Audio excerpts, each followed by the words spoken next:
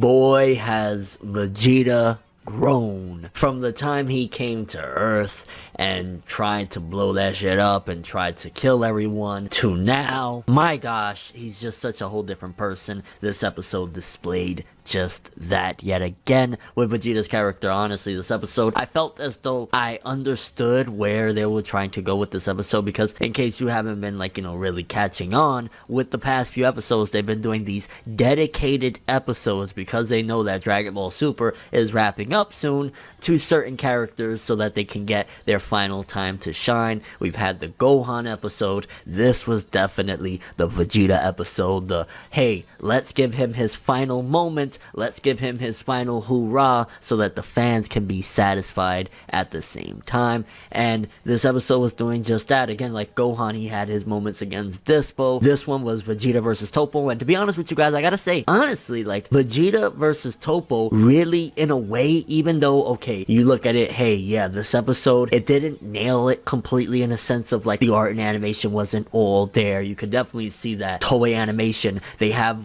what's left of the team just kind of doing the final episodes. It's like, Frank and Albert haven't left the studio yet. Get those two motherfuckers to do that episode. So you can definitely see that it's not stellar art and animation. At times it does look pretty decent, but for the most part, the fluidity, like there's shots in this episode, for example, that Vegeta looks like he's just panning across the screen when he's supposed to be like, flying up or floating up or jumping up or whatever. Like there's supposed to be some motion to it, and he just kind of like looks like a still image moving up. So you could definitely see that there are some setbacks from the crew leaving, but on top of that, again, this was supposed to be, Vegeta's big moment, and it seems as though while it had its flaws, ultimately they tried their best to do what they could. And honestly, it felt as though, again, even though this was Vegeta's moment, it was only from the second half of the episode on, so it was kind of like a tacked on thing, because you got to remember, we only have a certain amount of episodes left, and they have to accomplish a lot of things, they have to showcase a lot of things. And the first half of this episode was just more and more of the fight of 17 and Frieza against Toppo. Frieza just getting bodied and squeezed and gagged around. Like, it's disgusting how badly beaten up Frieza has been throughout this fight against Toppo. Like, honestly, I'm embarrassed of Frieza, like the once overlord of Universe 7, which it wasn't even Universe 7 at the time, the universe. Like, this tyrant now being abused and being fucking like, what's going on here, bro? Like, honestly, Frieza was treated like, I ain't gonna lie, Toppo was like Bill Cosby, and Frieza was an unexpected wannabe actress, you know what I'm saying? Like, just slipping in the, like, that's how badly it was. Like, I'm sorry, that was nothing to joke about, that was terrible, I apologize, but damn, Frieza just got his ass kicked. And then the second half of the episode, again, is the Vegeta tribute. Now, to quickly square away, let's talk about, the first half of the episode, get that out the way, because honestly, it was cool. It was some cool action, more so building up, yet again, that Toppo in this power is nothing to mess with. He's not a joke. Frieza getting bodied and dragged around. There was a lot of recap in this episode, I noticed. Definitely a lot of recap, but, you got Frieza getting just dragged around, beaten up so badly. Then you got 17 trying his best there, which 17 did his thing. Honestly, 17, him and Roshi, MVP. I'd say now, at this point, you got to give him the true MVP, because he's been down to the finals. There's 4 minutes remaining of the Tournament of Power after this video, or after this episode, not this video, this video, as if this video controls the future of Dragon Ball Super. Imagine Toriyama be watching this shit, be like, I give more idea for Toei Animation, like, no. But they definitely tried their best again with 17. He had a lot of cool moments against Toppo, and honestly, you can see in the next episode it's going to be a lot of moments with Jiren, hopefully, again. But honestly, this episode, he kicked ass, and overall, in the Tournament of Power, he's just been dominating. Like, he's in the finals. There's, honestly, now he's legit against the final opponent, and there's 4 minutes, and 17 lasted this long. Huge MVP award to him. Again, the fact that he should technically be outranked by everyone here, right? This is the strongest of the strongest, and 17 has been outranked so long ago, but he lasted this long, and you can see that he's definitely been keeping up, because even again in that little filler arc, I always go back and reference that fight, which I've already said it in numerous videos at this point, that 17 was able to keep up with Super Saiyan Blue Goku, even though Goku was kind of like, holding back in a way a little bit. He was kind of like not giving it all in that fight. Ultimately, 17 did keep up, and the Tournament of Power, he's continued to do so, because the first half of that episode, finishing up, it was just like, 17's keeping up and doing his thing, when, again, it's weird, and I think it was more so because Toppo was being more merciless against Frieza, opposed to 17. 17 because everything he's seen that Frieza is, and Frieza is what turned him into this form. Frieza essentially was the monster that pushed him over the edge to go into this God of Destruction form. He threw away his pride and everything that he stood for, which kind of goes into the second half of this episode, because of Frieza. So that's probably why, unlike with 17, yeah, he would kick 17's ass and, trying to get him out the ring or whatever, but with Frieza, he was squishing his head, kicking him, calling him garbage, like just outright disgusting against Frieza, because again, he pushed him to this point. And overall, the first half of the episode, honestly, very brutal, taking off from where the last one left off. It was just very, very nasty of a way, and I was like, God damn, poor Frieza. Now, honestly, what's up with this arena? I think when that whole thing happened initially, when Toppo went God of Destruction, he blew up maybe most of it, but not all of it, because it felt as though with this episode yet again that the arena was like rebuilt, and maybe I'm just confusing previews or something, but if I'm not mistaken, wasn't the arena already like all blown up into a bunch of little pieces and everybody was just floating on it? And then this episode, they're back to normal? Like, I don't know, I feel like I'm missing something, or maybe I'm misremembering, but that was just kind of weird or whatever towards the end of the episode yet again, it getting blown up. Now let's address the second half of the episode, because we already talked about the first half. Overall solid, decent, art and animation was okay, whatnot, again, Toppo just flexing, literally and figuratively. Second half, Vegeta's moment, Vegeta's time to shine, Vegeta's pinnacle of what he's going to do in this series as it stands. Again, if it'll come back, or a new Dragon Ball series comes back, whether it's tomorrow or 20 years from now, whatever the case may be, it'll happen. But this was Vegeta's creme de la creme moment. Now, you could definitely say one thing, it was hugely and heavily inspired, and it was even showcased in the episode when Piccolo was talking about, Vegeta, you're not gonna do that. It was heavily inspired by that big explosion moment where he tried to sacrifice himself against Majin Buu for the greater good or whatever. And I think as you look at this, it really cements something of what Dragon Ball Super represented and what it did and what it stood for. And I really do hope at some given point with another series, because it's a really interesting thing that it's simple and yet at the same time it's powerful enough. Dragon Ball Super with stuff like that, again, it's almost like each event where we get a hoorah is an homage. I think really Dragon Ball Super, the great thing about it was that not only was it innocent and cool enough that it could bring in new fans and get new people into it because the hype, but it brought back and reminded the old fans, like, hey, remember this old friend you guys had? Remember this really cool show you saw like 10, 15 years ago back on TV? Here it is. You remember you liked this stuff about it? Here it is. And that Vegeta moment that we got in this episode, honestly, and I feel all emotional talking about it, but it really kind of connects my childhood and adulthood and everything with stuff like that, because it really solidifies what Dragon Ball Super, again, stands for and represents. And again, that's just a final hoorah, or not necessarily final, but one more hoorah for people that grew up with the series, that love the series. It's kind of like a gateway, a way to bridge the gap for new fans, old fans, and everybody to have a great time. Moments like this, again, where they even showcased a little bit of Vegeta's sacrifice moment against Majin Buu, is like,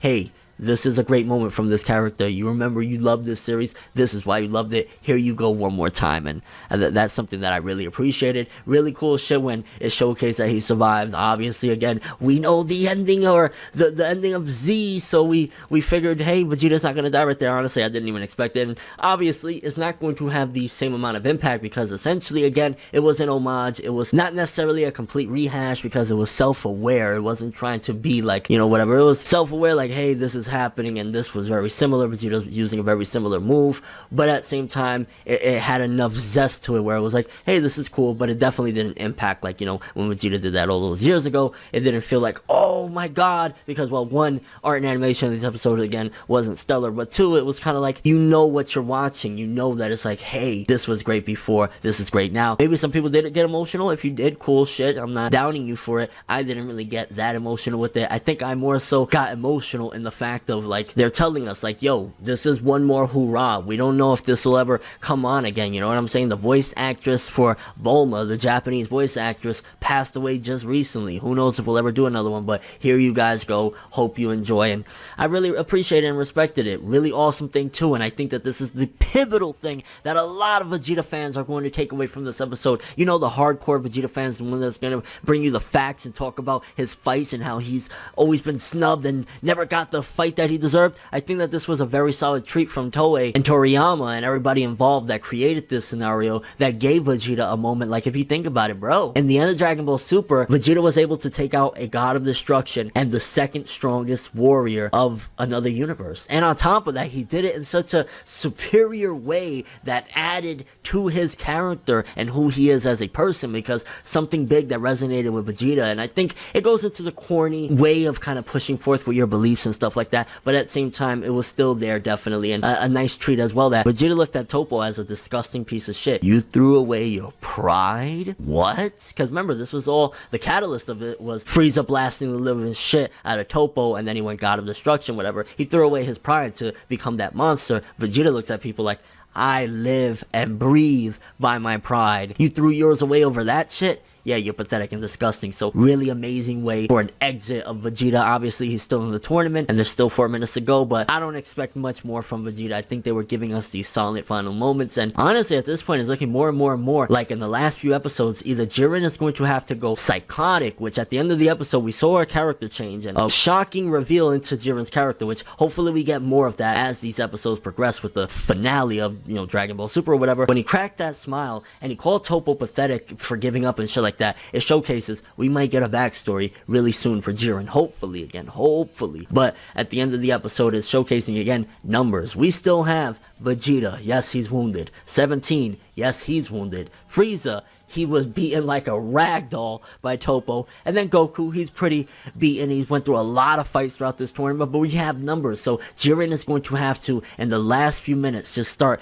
taking them out one by one by one by one. I think, again, I'm still going to stand by because 17 has done so much. 17 could go at any minute right now. 17 has done more than his fair share. If he got eliminated at the very first second of the next episode, I ain't mad at it because 17 has done what he should have done and beyond. Likewise with Roshi. Likewise with a few characters in the Tournament of Power. Tien, I don't know. Piccolo, he did his thing for the most part. Definitely more than Tien. Krillin did okay, but he was the first person out of there. 18 did her thing. Like, there's certain characters that did their thing. Certain characters that, 17 absolutely did everything he should have and beyond. So, if he goes next, I wouldn't be mad. And I think at this point, Jiren does need to start bodying people so it can feel a little more threatening. Because at this point, it's like, we have this in the bag. What finale? It doesn't matter if Goku can defeat Jiren right now as it stands, because they got the numbers. So in order for this to feel threatening, we have to shrink it down to, at the very least,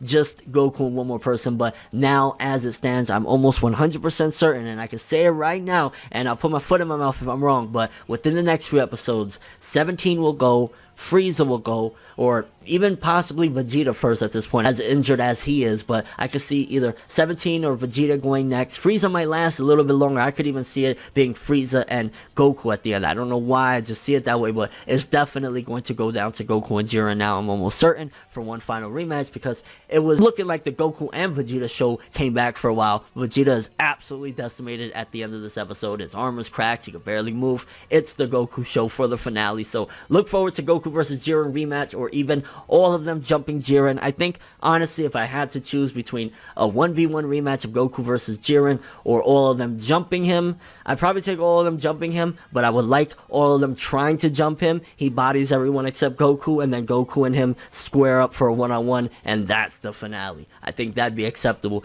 Kind of curious what you guys think about this episode, though. Your overall predictions for the ending of Dragon Ball Super's Tournament of Power. Do you think that it's going to come down to Goku versus Jiren in the end? Are the other ones going to try and jump Jiren? How do you think it's all going to play out? Personally, I think that now's the time, if we want to make it more threatening again for the finale, a big, slobber knocker of Goku and Jiren. If it's going to come down to that within the next couple episodes, 2 or 3 episodes, a lot of people got to get eliminated really quickly. Vegeta, how much help is he going to be anyways? He's already injured. He's only being useful as far as being a number, but in the match, he's not going to be too much. 17 has been injured. 17 ain't going to be much help, especially after that whole big blast that has him now injured. So Frieza has been battered to death, and again, Vegeta's been decimated, so it's going to have to be Goku, right? So I'm seeing it going down that way, but do you think it's going to be that way, or how's that going to play out? Also, Jiren's character, do you think we're finally going to see a glimpse of his past and why he's doing the way he does things? Like, did this episode give you any hints as to who Jiren truly is? It looks as though he's not all that great of a guy. I don't know, there was something sinister about it. It could just be the whole dramatic evil smile looking thing, but it's not really that. So kind of curious you guys' expectations on that and your overall expectations for the upcoming episode of Dragon Ball Super. It looks like Jiren has his hands full, but at the same time, if he's going to another transformation or power up, which it looks as though he's just going to have like a lot of ki around him, nothing special, then it's going to be interesting to see for the finale. But